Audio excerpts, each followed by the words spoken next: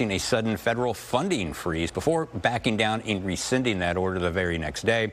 Here to talk about that and the rest of this week's headlines, Democratic consultant Matt Grodsky and Republican consultant Barrett Marson. Thank you very much. Let's start with you, the Republicans here at the table.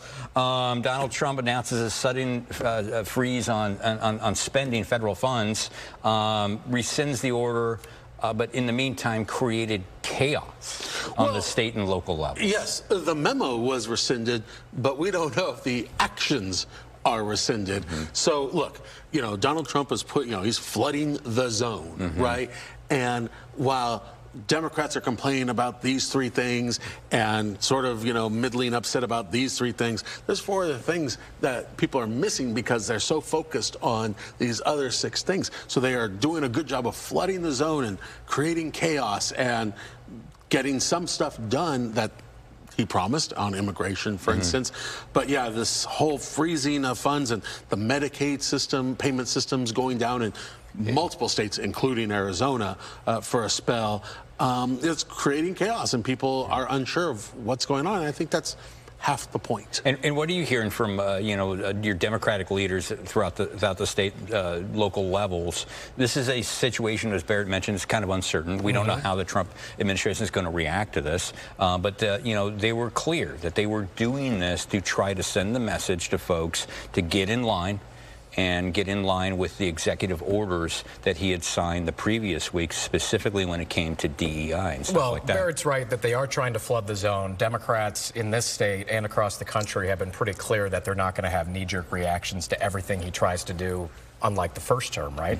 But I think this one is a textbook example of the chaos that they inadvertently create when they're trying to be cool. I mean, it doesn't look good when you had to put that out.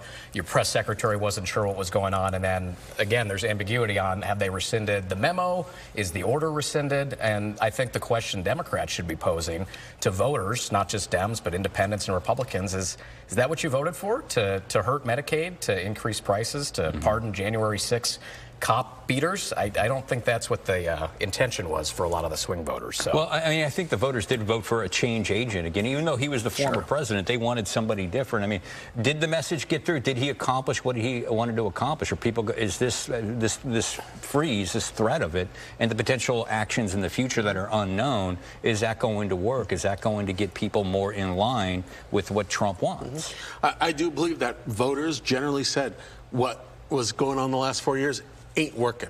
And so while this may be, voters don't understand sort of the mechanics of government and funding and things like that, but I do think they wanted things like this. Now, they probably don't want, they probably want more surgical rather than carpet bombing, but they do want change, and they do want a federal budget that is reined in a bit, and they didn't want, DEI spending and things like that. So I do believe that he probably has some support because people probably don't understand the intricate levels of, Meals on Wheels also, was sort of caught up in all this, right? And the Medicaid funding was. I mean, assistance for veterans for them to pay rent or their mortgages. Exactly. I mean, there was so much. I think the general public and a lot of people may have been surprised just how far-reaching these federal grants and federal funding goes, and what kind of lives it affects. And you know what? That's positive, that people are realizing how much the federal government does touch their lives. And that's a positive thing. It's a civics lesson in real time. Yeah, but, hopefully they'll pay more attention. To your point, though, I mean, they voted for a change agent, right? But I think a lot of Americans voted to bring the prices down. Well, prices are up. How are eggs looking these days, right? So I think that's the thing we need to keep reminding voters. He's been in office, 2 weeks now.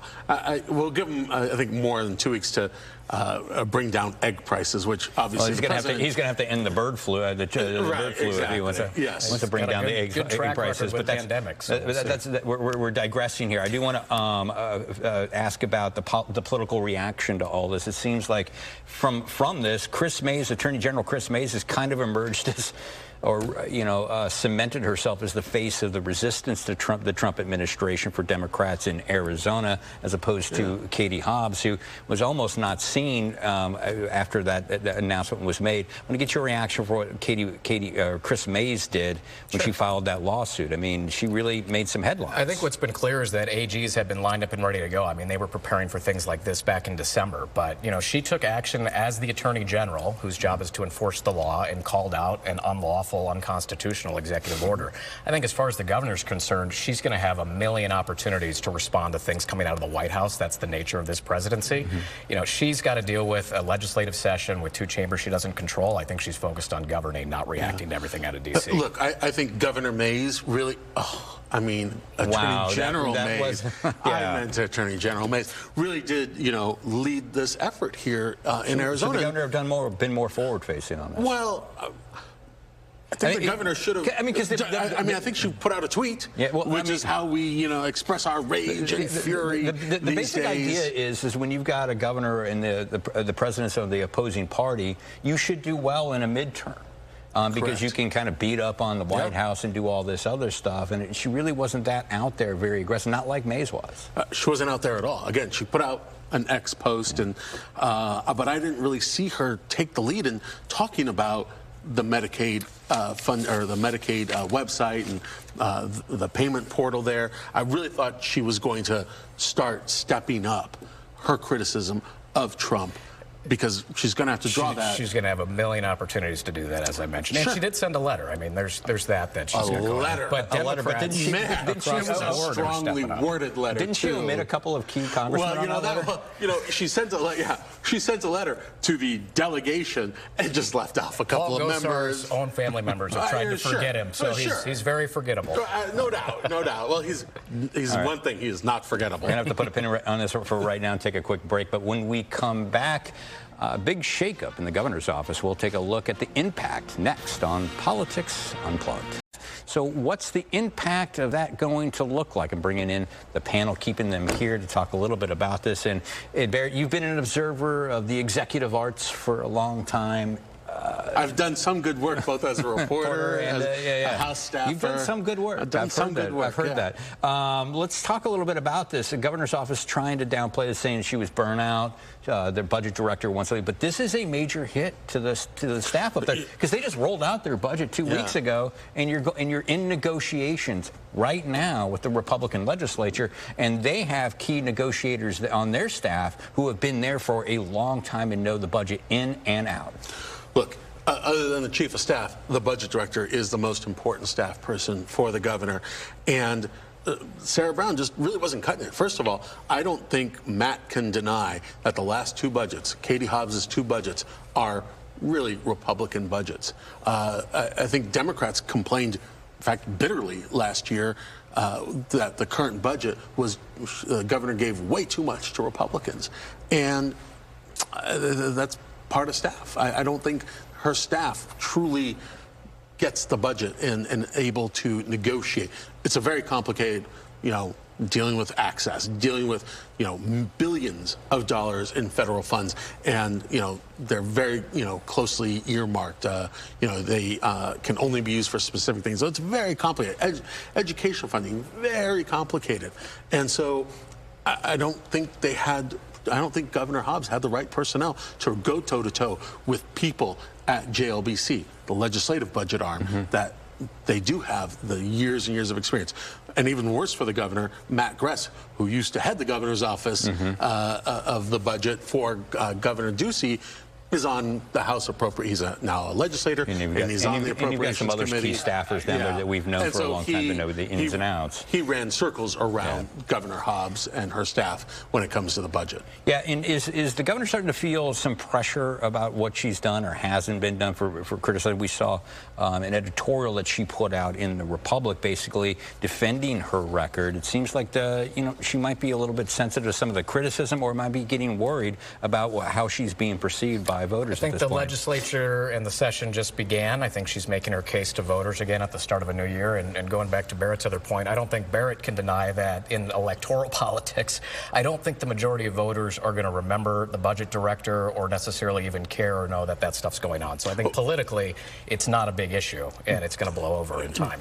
Dennis, very inside baseball. There's no doubt about that. This is really probably the first time Sarah Brown's name really got mentioned on your show. Very inside baseball. But the real ramifications are a budget that more reflects Republican priorities than Democratic priorities. And that's, when she has to go back on the campaign trail next year, she's not going to have some of those big wins that a governor maybe should have. And all the more importance of then her making her case now and working through this session and being strategic on what she responds to. And she did have a big moment, you know, for her this week. She appointed her only member, I guess, to the state Supreme Court. It's the first Latino African-American woman that's been appointed to the state Supreme Court.